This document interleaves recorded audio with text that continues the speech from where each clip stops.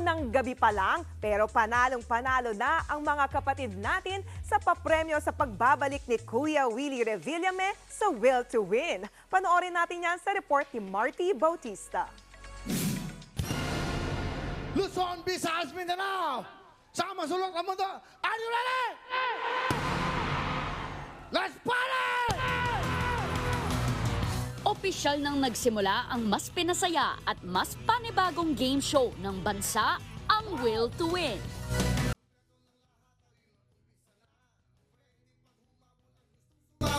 Opening pa lang, pasabog na ang performance ni Kuya Will.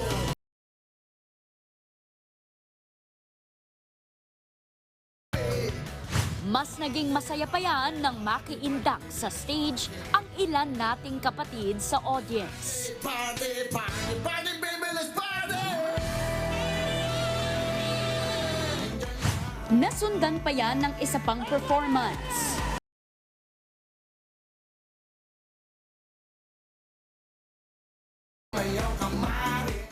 At syempre, mawawala ba naman ang iconic na linya ni Kuya Will?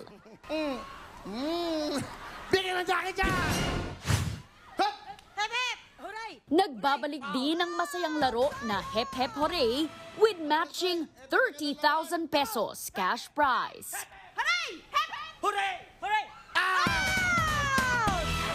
Pero bilang pabuena mano, Tatlong tao to!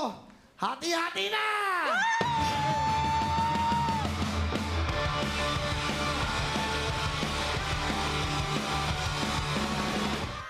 meron ding mga mas pinasayang laro at segment para sa mga Pinoy gaya ng Sakurera at Spin a Wheel. Meron kang 20,000 cash, madadala kagad namin sa'yo. Ano gusto mo sabihin sa Will to Win? Maraming salamat po sa inyo, Kuya Will, saka sa Will to Win po. Maraming sa TV5, maraming salamat po sa inyo. Bago ang show, umaga pa lang, excited ng pumila ang mga audience na nakamiss kay Kuya Will. Ang birthday wish ko, sana tuloy-tuloy yung programa ni Kuya Will na bumalik na! Na bumalik kayo! Noon pa ako! Woo! Will, na love ka namin. Diyos ko, mamamatay na ako pag di ako nakapasok dyan. Kaligayahan namin ito makapunta dyan. Para sa mga gustong maging studio audience, mag-register lang sa official Facebook page ng Will to Win. I-click ang message button at i-scan ang QR code para makapag-book ng reserved seating. Tumutok lang sa Will to Win, Lunes hanggang Biyernes, 5 p.m. bago mag-Frontline Pilipinas, dito lang sa TV5. Tanaw nyo, ito ang programa ng bawat Pilipino. Will to Win!